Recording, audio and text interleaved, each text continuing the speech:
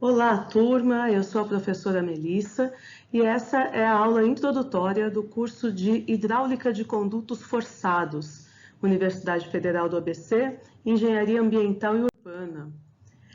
Hidráulica vem do grego, significa hidro, água, mais aulos, condução ou tubo.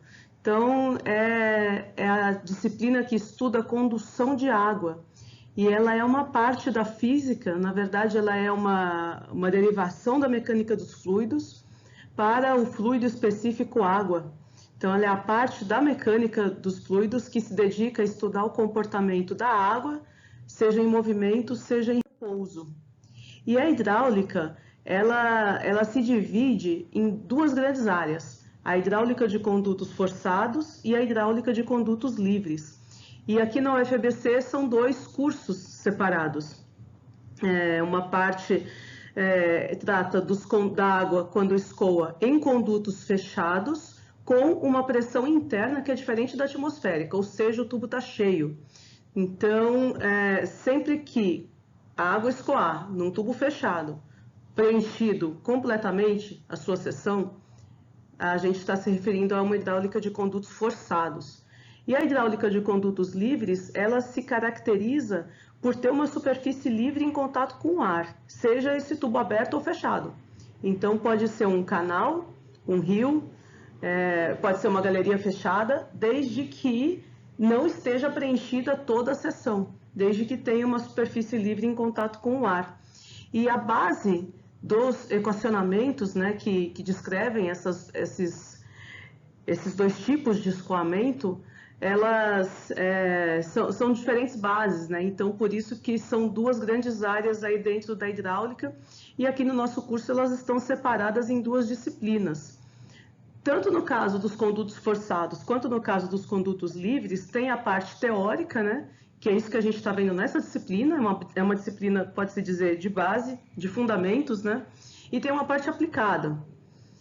E no caso dos condutos forçados, essa base teórica, nós vamos estudar aqui nessa disciplina duas partes principais aqui da hidráulica dos condutos forçados, que são a hidrostática e a hidrodinâmica. E na hidráulica de condutos livres tem os diferentes tipos de escoamento que compõem aí a disciplina, né? Escoamento permanente uniforme, gradualmente variado e não permanente. Tem a ver com a forma como o escoamento se desenvolve no tempo, se tem aceleração ou não e como que se dá essa aceleração do escoamento. E aqui, então, na hidráulica de condutos forçados, a gente tem a hidrostática e a hidrodinâmica. E são diversas aplicações aí que a gente tem para a hidráulica de condutos forçados. Água é fornecida sob pressão, todo tipo de sistema de bombeamento.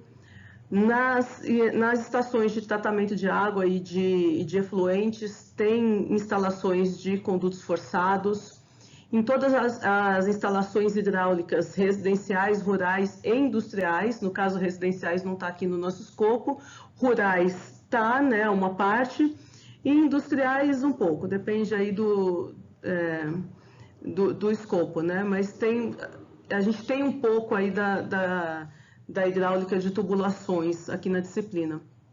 E sistemas hidrelétricos que também envolvem dutos sob pressão.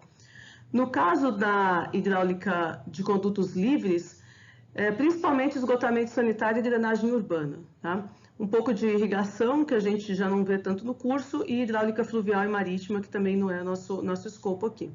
Bom, onde estamos, né? Onde é que está a nossa disciplina aqui? A gente está na hidráulica de condutos forçados geral. Então, é uma disciplina de fundamentos, né? É uma disciplina de base que ela é muito importante, né? Eu diria que assim, as duas hidráulicas juntas, elas são a base de sustentação para as disciplinas aí do eixo das águas, que vem depois aí no curso, né? Então, é uma disciplina que tem esse caráter aí de fundamentos. E aqui estão alguns exemplos de aplicação, né? Isso aqui são adutoras, né? Que são aquelas tubulações de água que trazem a água desde o manancial até a estação de tratamento, aonde depois vai ser distribuído para a cidade, né, para as residências. Então, são grandes tubos que percorrem aí também grandes distâncias, né, sob pressão. Então, isso aqui é hidráulica de condutos forçados e a gente vai estudar um pouco da base para essa aplicação aqui no curso.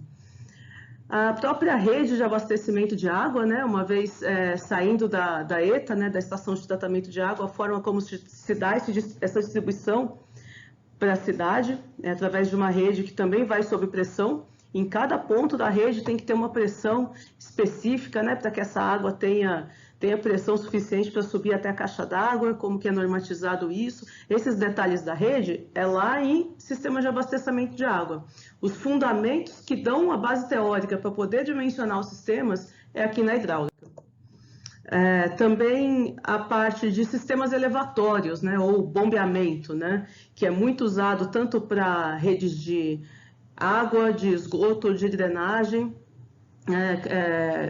Então, é muito comum, né, que todas essas instalações tenham aí sistemas de bombeamento, cujos fundamentos aí de operação, equacionamento, nós vamos ver aqui na hidráulica.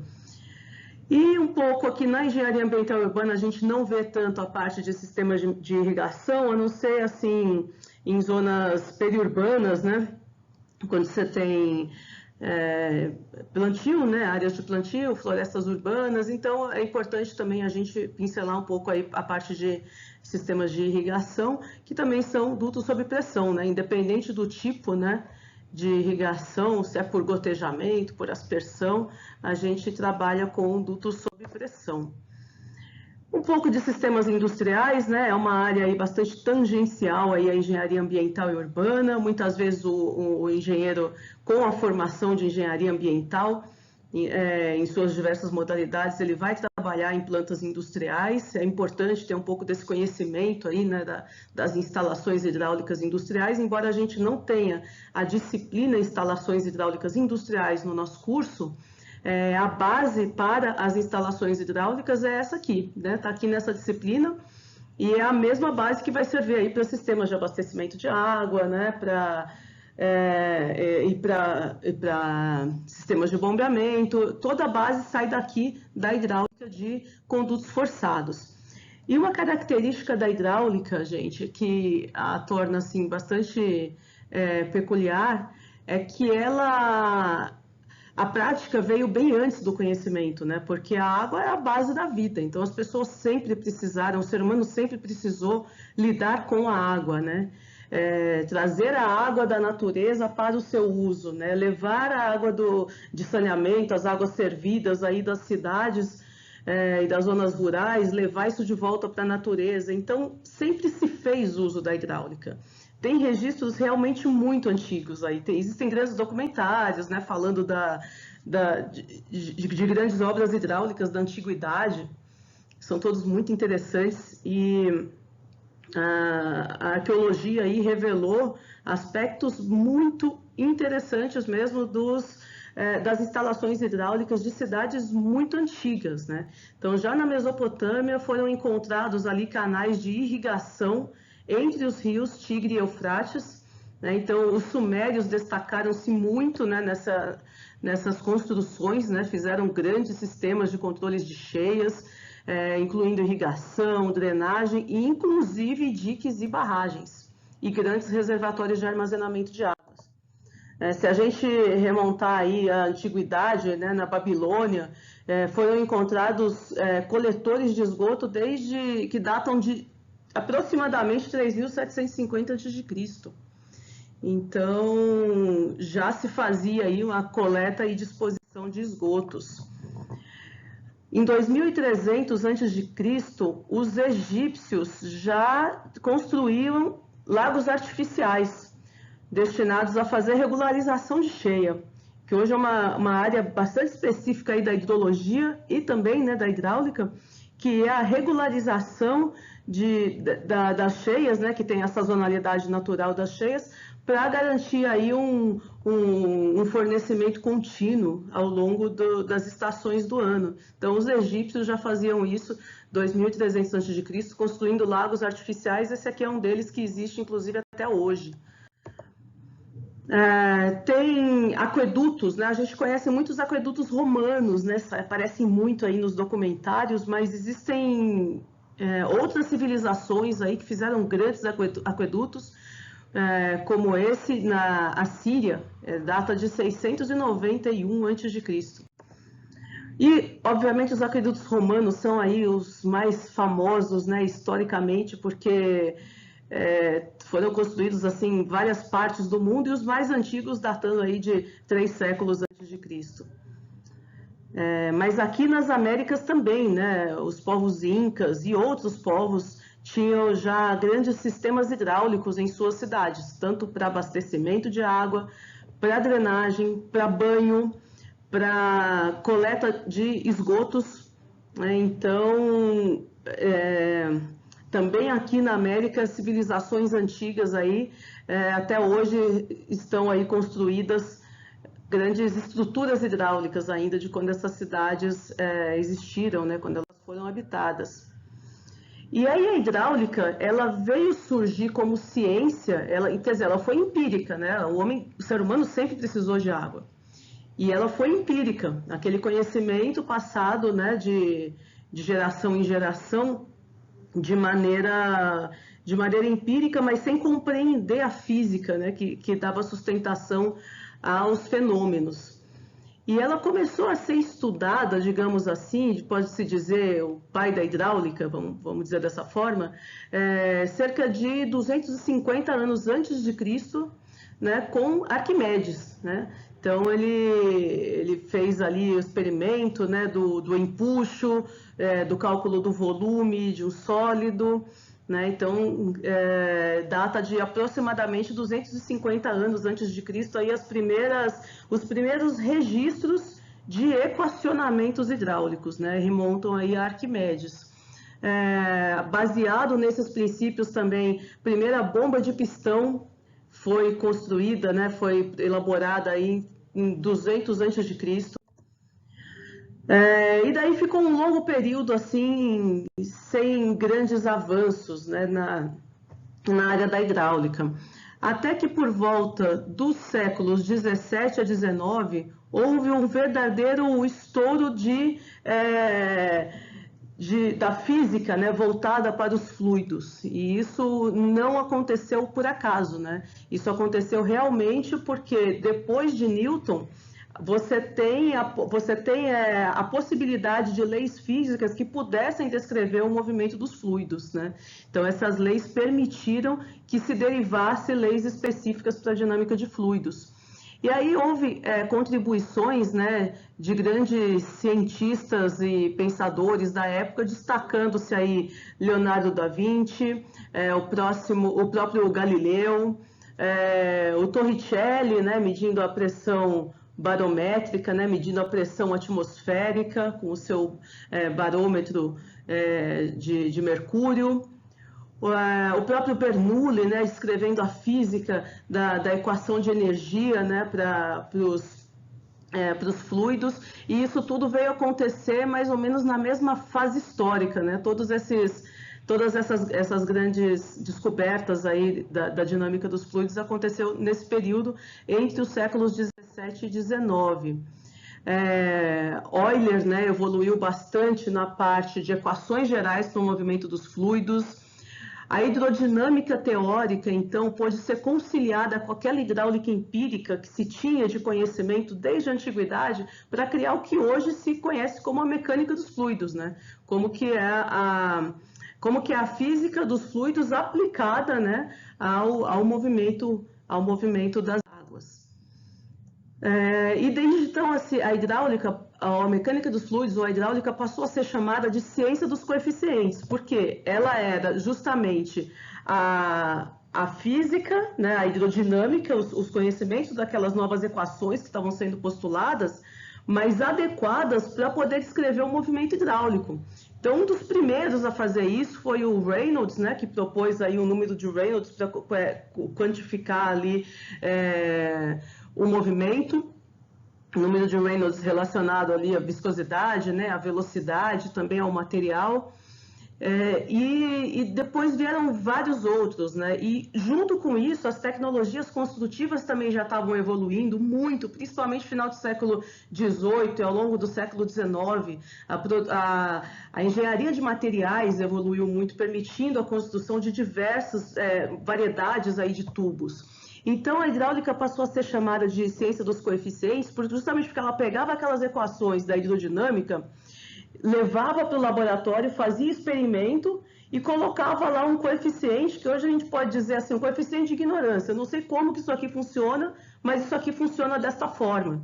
E aí você tinha diversas tabelas relacionando as variáveis dessas equações hidrodinâmicas. E a hidráulica até hoje se fundamenta muito no empirismo. Né, se fundamenta bastante assim, em pegar o material, levar para o laboratório, testar, aplicar o equacionamento que melhor se aplica com um coeficiente definido em laboratório. A gente usa muito, e a gente vai ver aqui nessa disciplina que a gente usa bastante coeficiente de rugosidade para definir a perda de carga no tubo, que vai ser a base aí para a gente poder calcular a pressão nos diversos pontos da rede, portanto, poder dimensionar a rede de abastecimento de água. Então, isso tudo vem de coeficientes que são determinados em laboratório. Já no final do século XIX, as usinas hidrelétricas começaram a ser construídas. Recuperei aqui um registro fotográfico da primeira no mundo, em Wisconsin, né, nos Estados Unidos. E aí, no século XIX, aconteceu uma nova revolução aí da hidráulica, né, que foram os computadores, que possibilitaram fazer os cálculos, né, fazer o processamento computacional, o processamento de cálculo, de maneira muito mais rápida, né? Então, nasceu a dinâmica dos fluidos computacional, porque a grande questão da dinâmica dos fluidos é que são equações diferenciais que descrevem o comportamento desses fluidos de forma tridimensional mais o tempo. Então, discretizar essas equações e trazer as soluções numéricas era um processo de cálculo numérico, né, muito custoso. Então, o cálculo numérico pôde efetivamente assim, ser muito melhor explorado e aplicado para a solução dessas equações diferenciais com o advento aí dos computadores, e criou-se aí uma grande área do conhecimento, que é a dinâmica dos fluidos computacional. Então, a gente tem hoje possibilidades de fazer modelagens que facilitam muito a parte de projeto e implantação de sistemas hidráulicos em geral, não apenas obras hidráulicas, né? Então, destacando aí alguns pontos importantes aí na história, a gente tem essas duas tabelas aqui, essa página e a próxima, que foram extraídas do livro do professor Azevedo Neto. Deixa eu trazer aqui a capa do livro para mostrar para vocês. Já falei, é uma referência da disciplina, né? Manual de Hidráulica, do professor Azevedo Neto. A nossa outra referência aqui para a disciplina, o livro de Hidráulica Básica, do professor Rodrigo de Melo Porto. Então, extraí aqui desse livro do Azevedo Neto essas tabelas, né, com as grandes datas aí da hidráulica, né, desde 3700 a.C., né, ainda na base do conhecimento técnico, não ainda isso transcrito em forma de ciência, de equações, né, mas já muitíssimo bem aplicado ali nas civilizações antigas, com uma precisão que hoje ainda impressiona os técnicos, né. Foi usado primeiramente para esgotos, para drenagem, para irrigação. A bomba de pistão e Arquimedes, né, com o princípio de Arquimedes, marcam aí em torno de 200 a.C., um marco importante aí na história.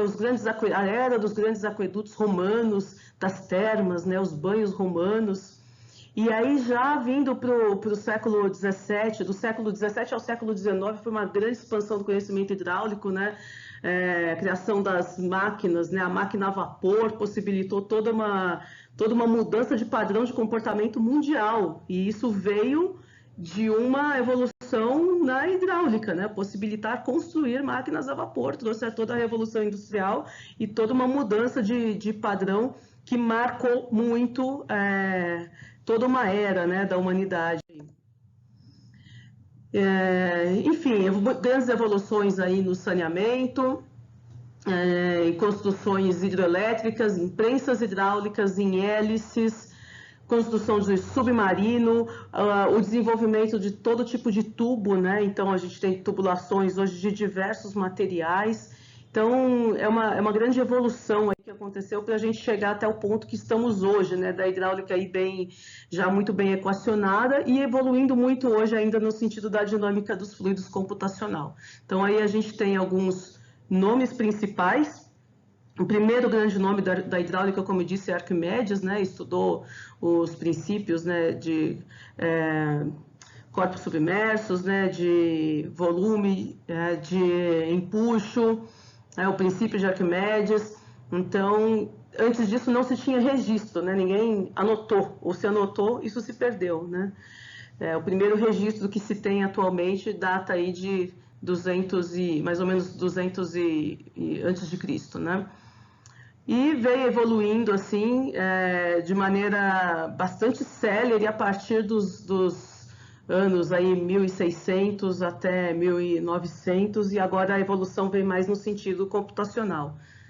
E não posso deixar de notar que não tem nenhuma menina aí, né? Só tem menino, né, entre esses nomes, né?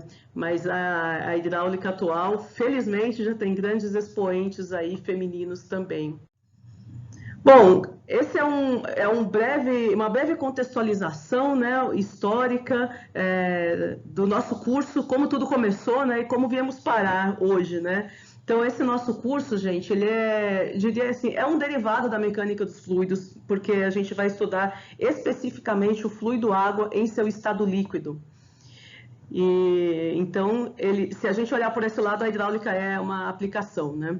Mas olhando pelo aspecto de que nós estamos estudando hidráulica para as finalidades da engenharia ambiental e urbana, então a gente tem a hidráulica como uma base para tudo que vem depois. Então, essa foi a nossa introdução do curso e nos vemos na próxima aula.